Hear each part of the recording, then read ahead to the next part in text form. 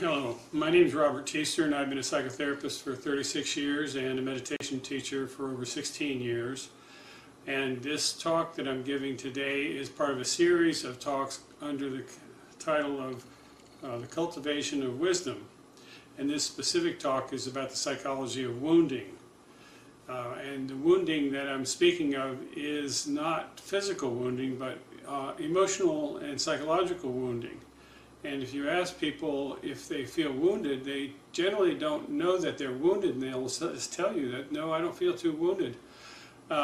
Because most people are not aware of how much they are wounded. So we call this, from a therapeutic point of view, we call that denial. Because people just live on the surface of that. They don't know that they're wounded. But if you ask them if they ever get their feelings hurt, of course, then they would probably say yes to that. But in terms of the levels and the different kinds of emotional wounds that have happened from birth on up in their life, they're just not aware of all of the unconscious material that is under the surface. So getting back to the wounded self, there's a real history in the mythical stories, in the mythological stories, the tales that were passed down from generation to generation, you know, in the 1500s, the 1600s, 1700s. Before there was printed materials, people would tell stories, and there was a lot of mythological stories that were handed down verbally. So in the realm of psychology and then mapping out this history of woundedness, there were stories that we learned as therapists where it is mostly the parents that end up wounding their own children, and that stories will say that maybe the parents have wounded the child in some way or another, like break their legs or have handicapped them in some way. That's the gist of the stories. I'm giving a synopsis or a contrite version of the stories, but in any event, and the fairy tales too oftentimes have the parents wounding their children, and those come from the mythological stories handed down. So let's just imagine the parents breaking the child's legs and then casting them out of the family when they hit teenage years, later teenage years, where they're expected to leave the family and to struggle on their own, but they have broken legs, and so how are they supposed to function then? And in a way, we're all the stories aren't depicting somebody with physical broken legs. They're talking about being wounded on lots of different levels, because the parenting was not good, and the parents were also wounded themselves from their parents. So the wounding comes down generationally. So if your father was wounded, which he has his wounds, we're not attacking the parent when we say this. The wounding is an unconscious process. People aren't intentionally wounding you per se. They're acting their own wounds out, and if you're the child in a family system, let's say the father has issues with rage, or sometimes the mother go what we call go on the warpath, or gets angry, and rants and yells and at the kids and so forth. If you are a therapist and you ask people questions, where does this come from? It goes back to their parents. So your father, let's say he has rage issues, well, you could ask him as a therapist, just imagine you sitting in a session, where does the rage come from? And then he will tell, well, my dad had rage issues. No, okay.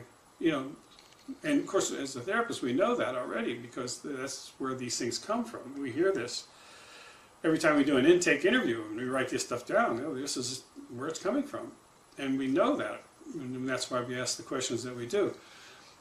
And so your father has rage issues, and then he says, well, my dad had rage issues. See, now,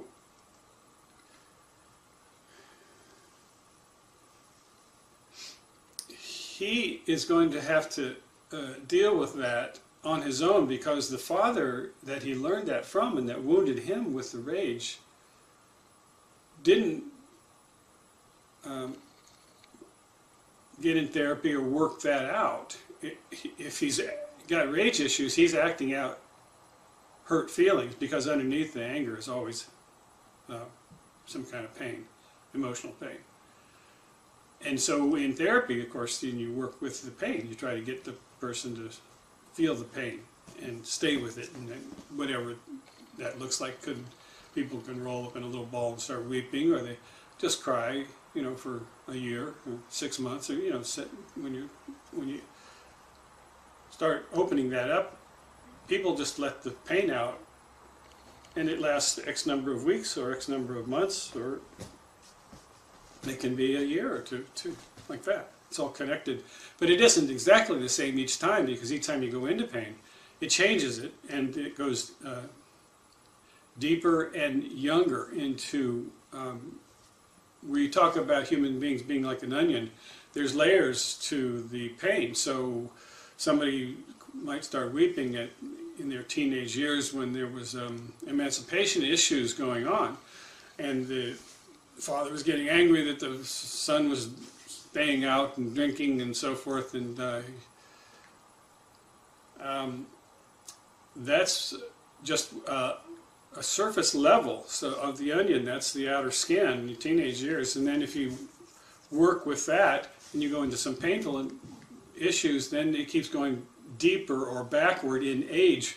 It isn't, so if you start at teens and you keep working the issues through, then you keep going younger.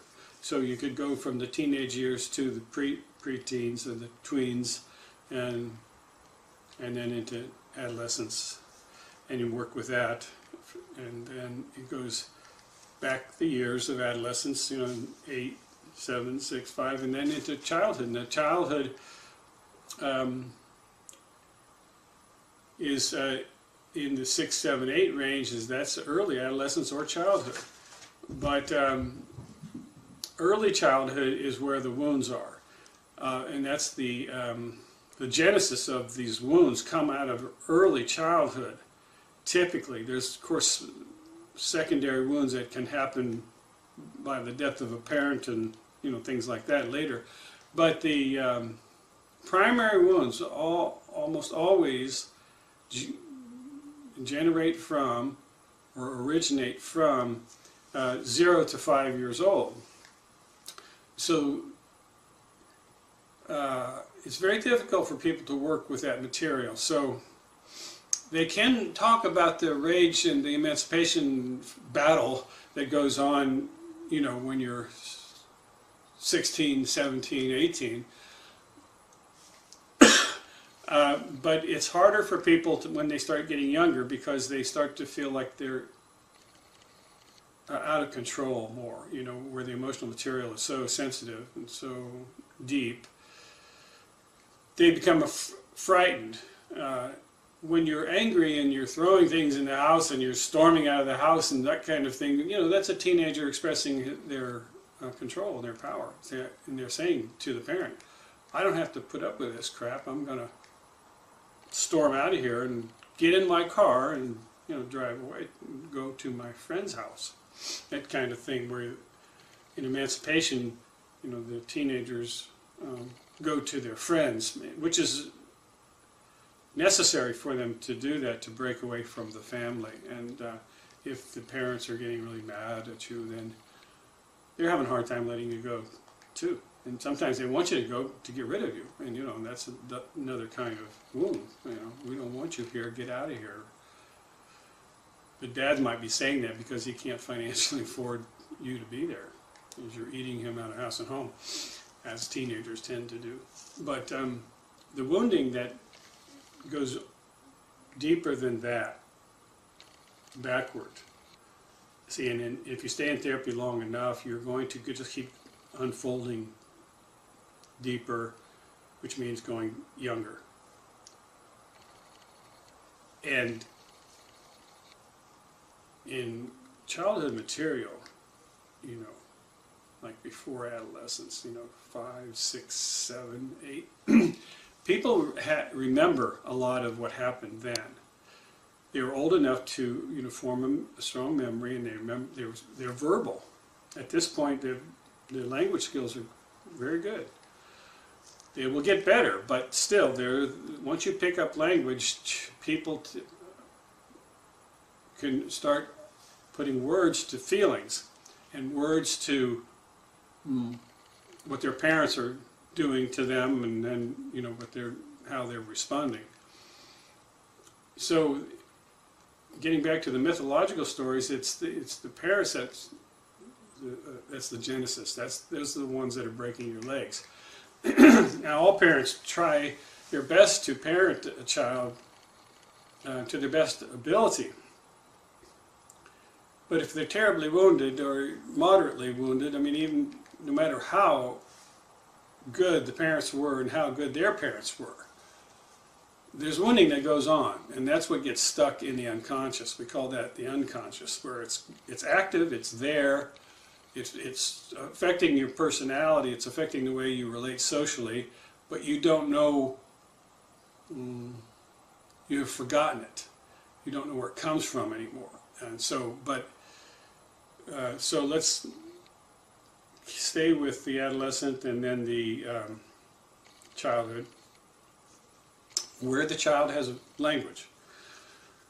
And he can talk to the therapist about these feelings, and oftentimes they cry about what happened, if it's painful. Hopefully that's part of the healing process. It isn't a bad thing that, you know, when a child cries.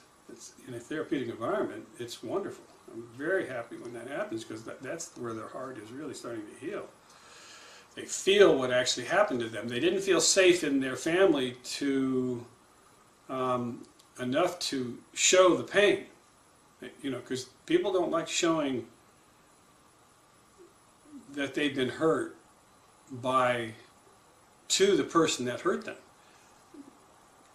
That's humiliating to say, okay, you really hurt me, and I'm just going to break down and weep about that.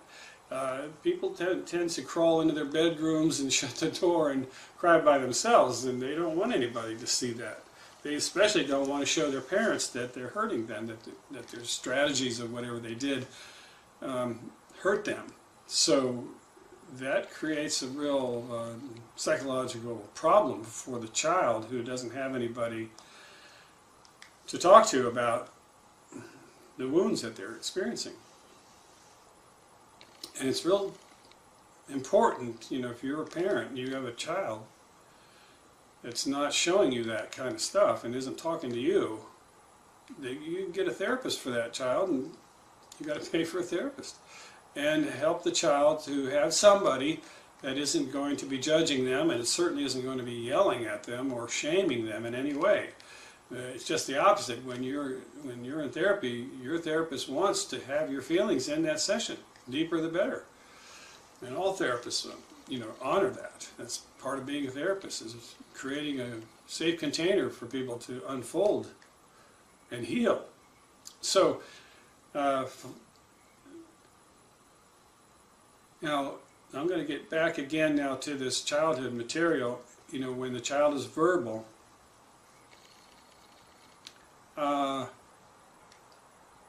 and he's staying in therapy, he's working that material through.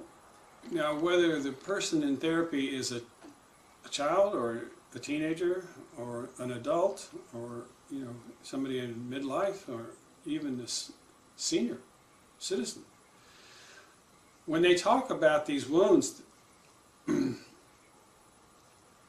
they are those ages when they start weeping about their childhood, or when their father, they miss them, or whatever goes on. You know, that they are little kids. They have a wounded side of them, and that they're very young in that wounded place.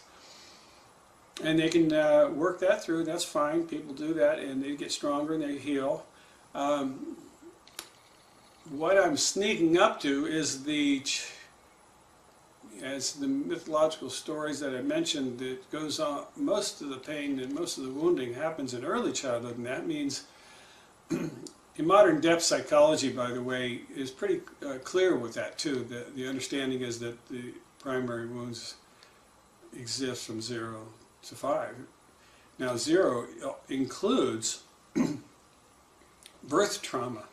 So people who, when a baby's getting born and they're choking or they're having to be forcibly removed from the womb with forceps, if it's a painful labor that goes on and on, the child there's feelings there. The child certainly doesn't have cognition, but the experience is painful, and so that includes that kind of wounding too.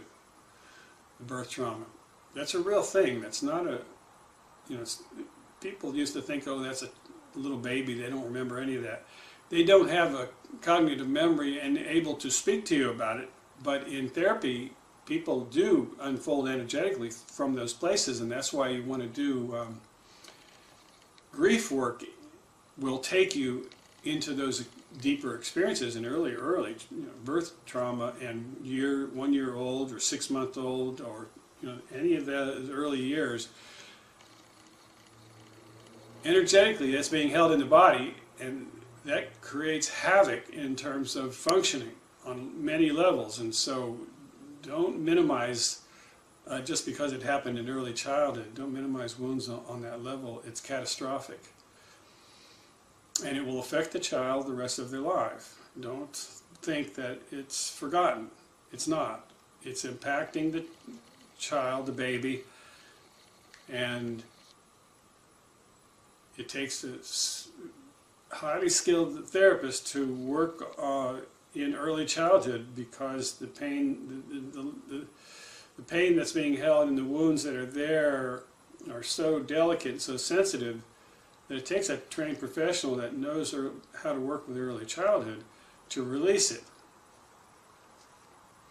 And people that are 5 years old, they don't have a lot of memory about before that, but they might remember things that happened to them at 5.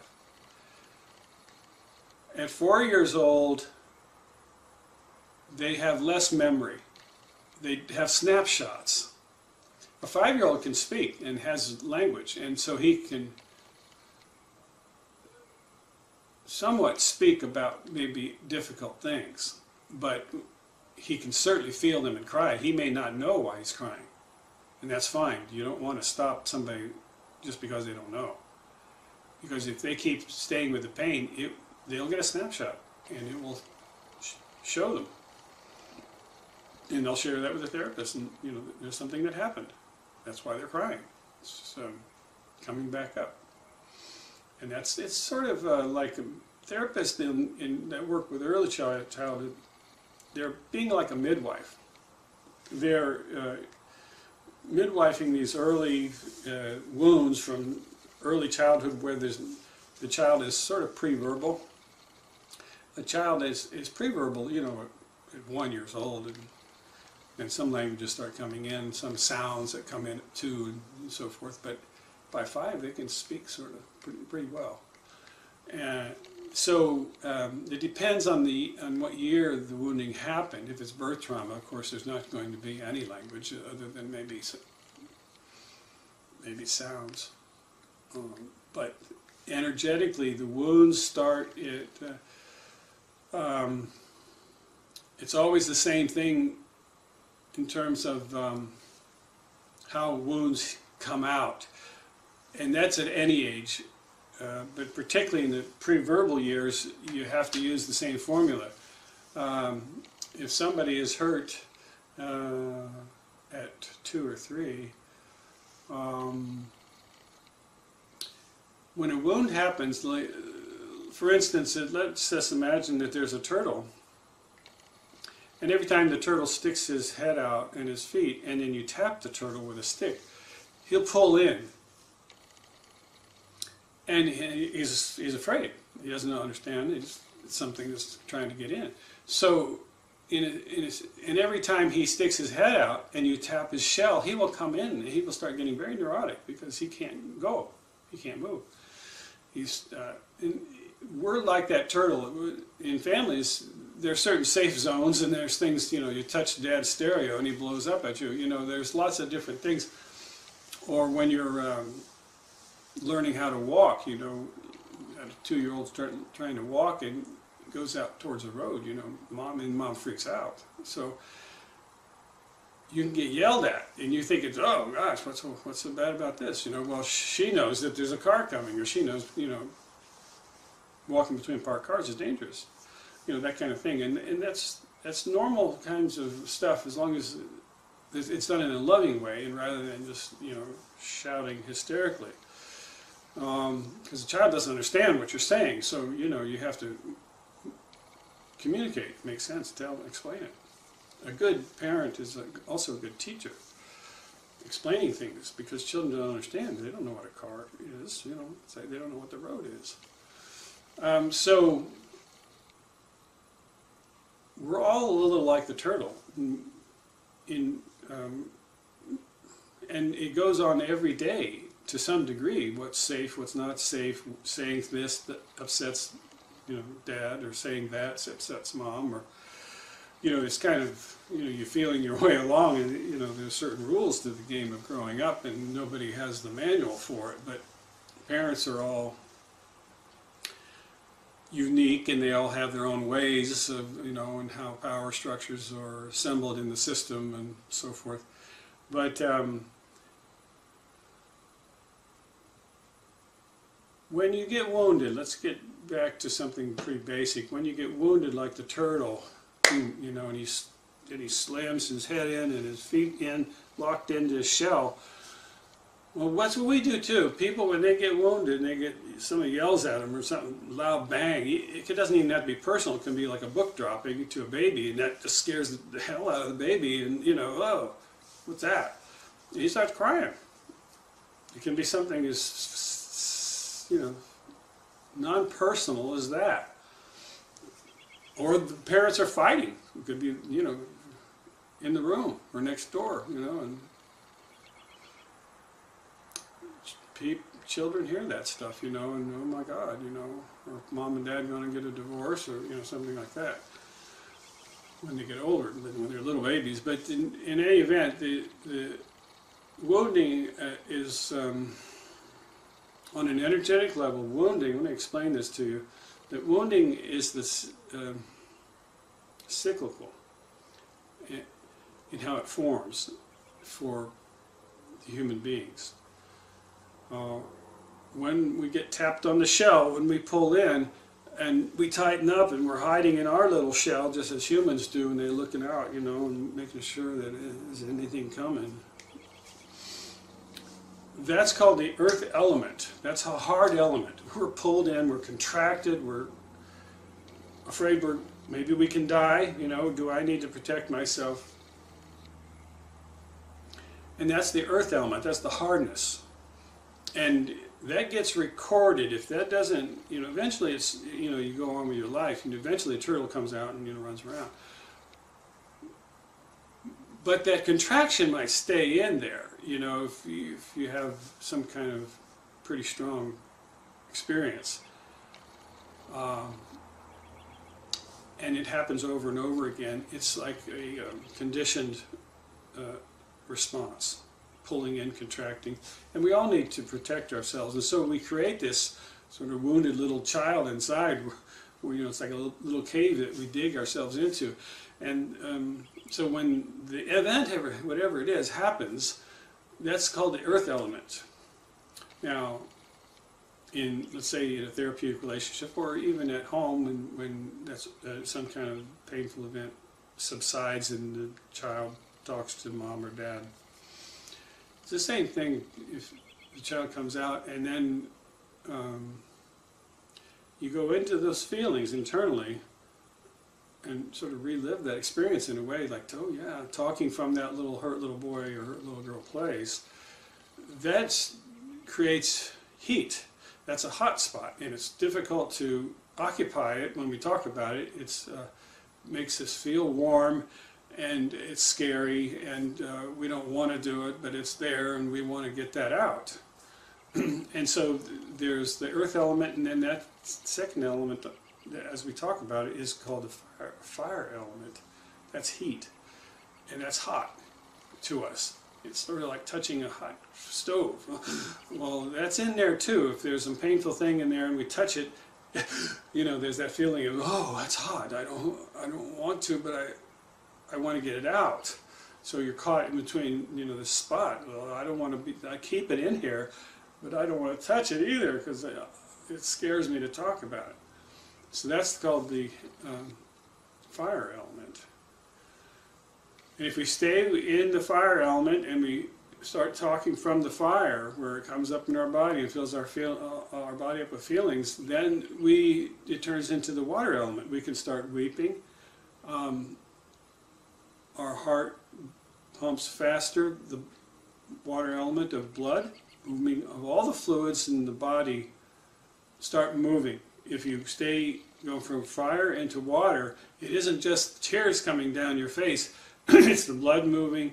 It's all the fluid in your body. There could be water going into the bladder as urine, and you could have a bowel movement. All the movement, all the fluid in the body starts moving after an event where you go from fire to water. And that's the water element. We are mostly water. And it starts moving. Before it was stuck. Because in the earth element, it's hard, and it stays stuck there. On one level, it's stuck. Not on the level maybe where you're just talking and having dinner, but I'm talking about stuck energetically somewhere in the body. You get enough of them stuck places, and all of a sudden your horizon closes down, and you don't have as much freedom. Your ceiling gets closer and closer to your head, and you can't see the sky. So your possibilities start closing in on you. Your life gets smaller. That's why I'm giving this talk, so you understand. You want to undo that so that you become more creative, you become clearer rather than confused. You go into confusion, you clear it up, and then you become clear as you move through these elements. So we got earth element, we got fire, now we got water. Now when you stay with the water element and you weep all this stuff out, hopefully in a tightly bounded therapeutic relationship with your therapist who's going to really support you while you're going in there. Because the therapist holds the container while you're going into hell. You know?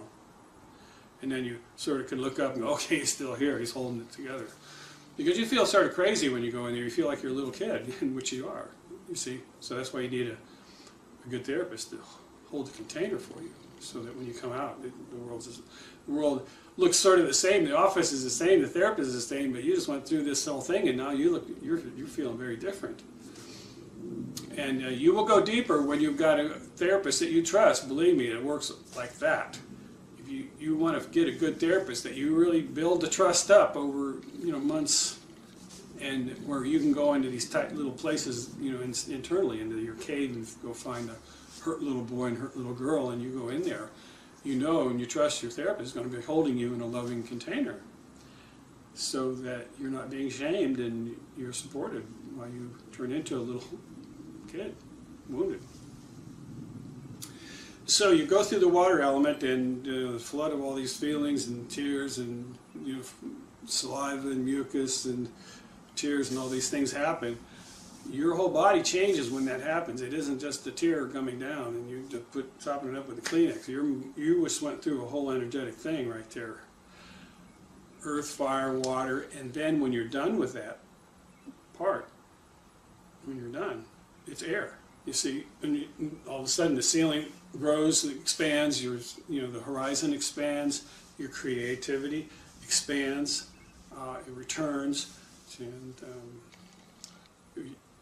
before, when you're in the earth element, there's a feeling of hopelessness and helplessness. It always has to be like that because you got stuck there and you didn't find a way out. But now you have this work that you're doing internally, and you work through these elements, and hope returns by itself too. And you don't feel helpless. You feel hope. And you get creative and possibilities that didn't exist before open because you're open now. You see them. They were always there, but when you're heavily contracted on these energetic levels, you don't see things hopefully. You see limits, and you don't maybe even know. I mean, when we're using denial, as I started the talk, we used denial. We don't see our wounded self. Nobody sees that.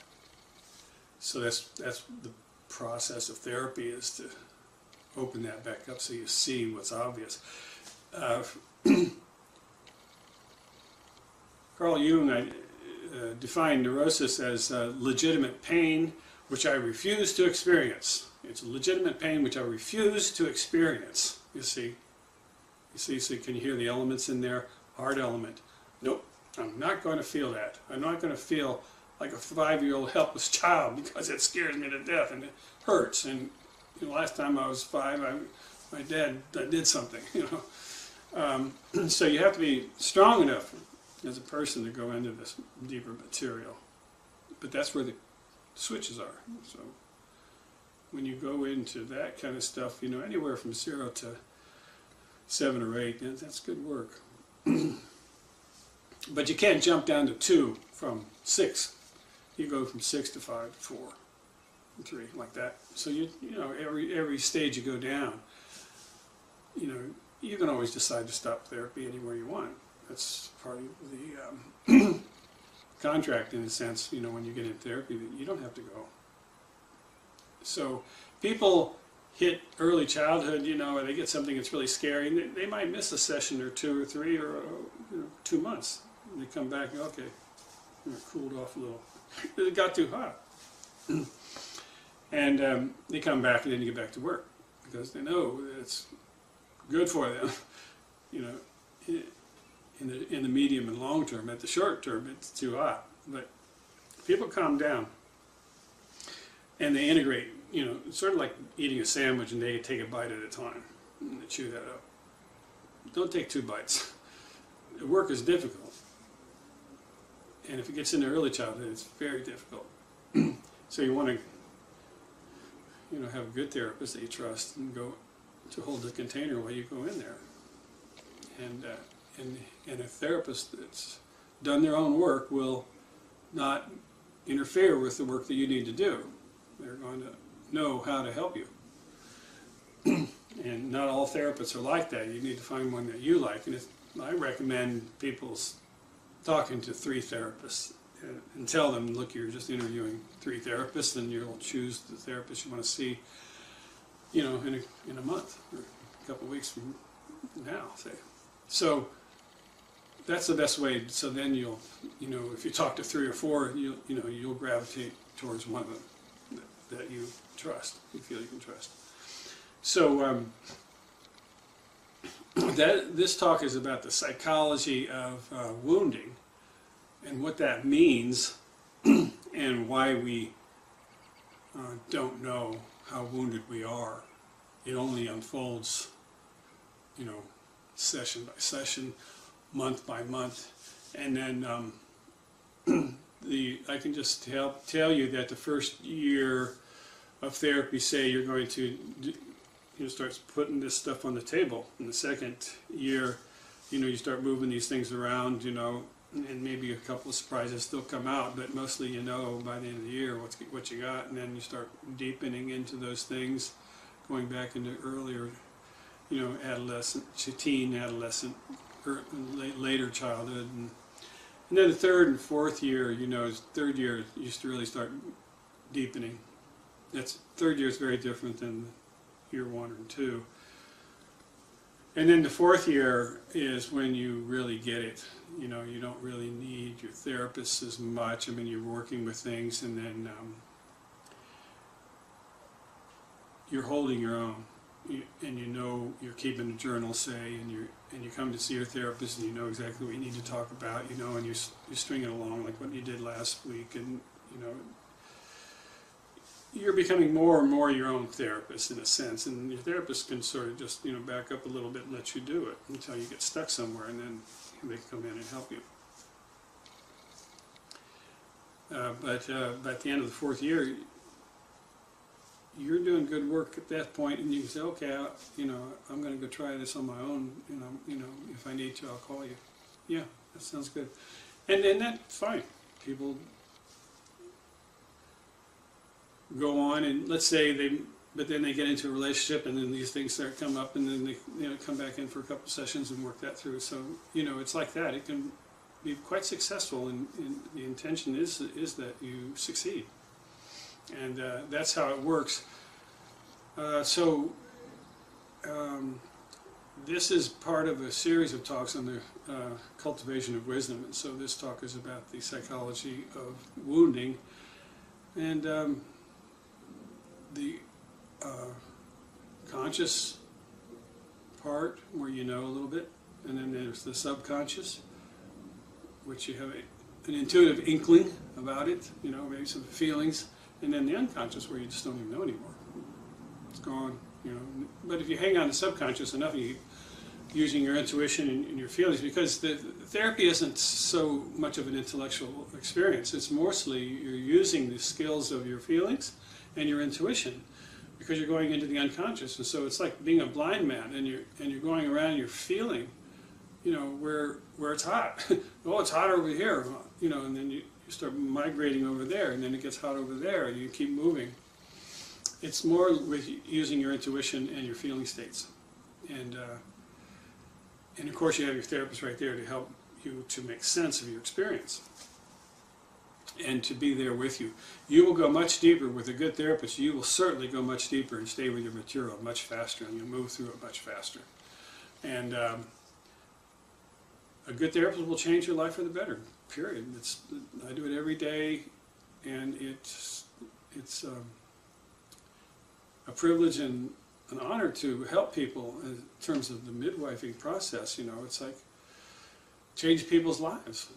You wake them up, and it's a wonderful experience, even though there might be a lot of water element at various times. But that process is giving birth to you, watching somebody wake back up, and then really holding that power.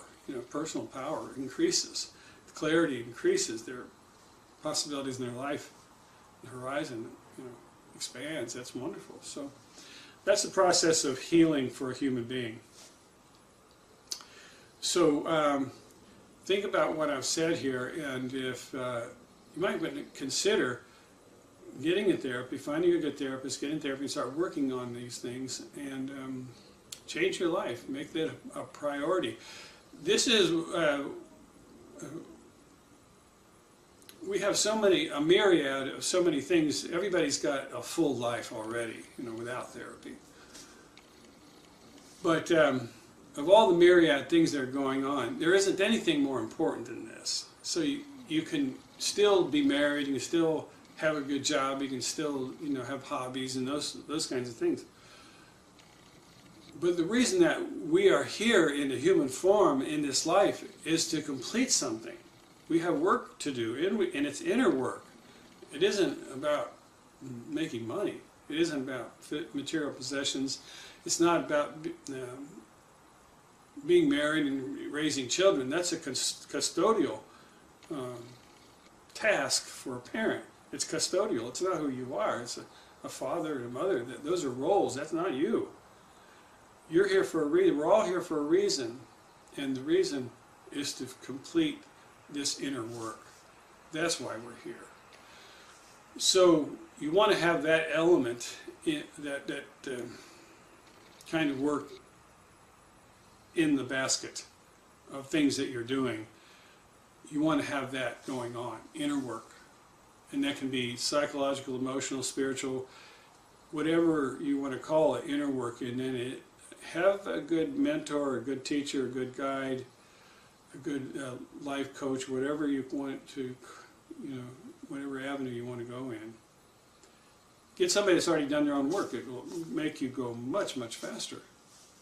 So you don't have to struggle and stumble along on your own. It's not helpful. It's only pride that makes you do that.